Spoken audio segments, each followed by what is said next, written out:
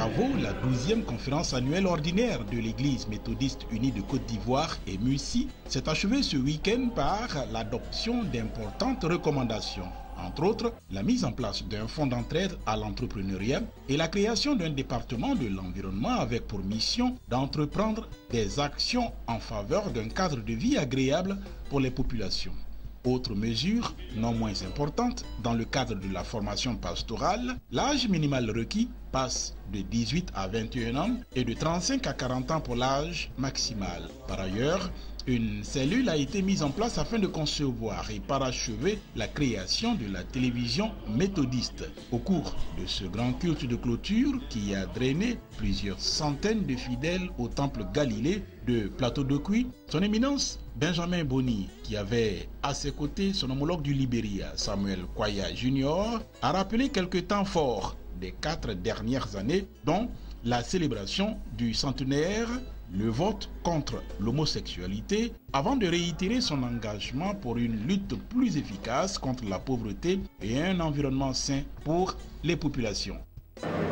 Dieu, n'est-ce pas, nous fait savoir qu'il ne nous a pas programmés pour être pauvres, nous, Africains.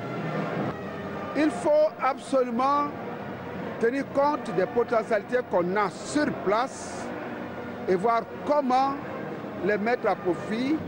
Il faut également aider les jeunes. Avant le début de chaque année, toutes les églises, n'est-ce pas, votent un budget. Il faut donc que dans le cadre de ce budget soit prévue une rubrique dénommée aide à l'entrepreneuriat. C'est important. Je ne sais pas pourquoi il y a cette tendance à couper l'arbre. Pourquoi il y a cette tendance à brûler les forêts? Pourquoi détruisons-nous de la sorte? Pourquoi? Il faut donc prendre conscience et lutter contre ces fléaux. Au total, 613 délégués officiels ont pris part à cette 12e conférence annuelle ordinaire qui a renouvelé sa confiance au professeur Louis Abois, président du mouvement national des laïcs pour les 4 prochaines années. Pour le quadriennat qui commence, le quadriennat 2017-2020, c'est de faire en sorte que tous les laïcs entretiennent une intimité avec Dieu et qu'ils se mobilisent pour la construction des temples et qu'ils accompagnent l'action pastorale en termes de dons de moyens logistiques. C'est un laïcat professionnel regroupé en pôle d'expertise qui va aider l'Église dans les différents secteurs d'activité. Renforcer notre partenariat aussi bien au plan national qu'international.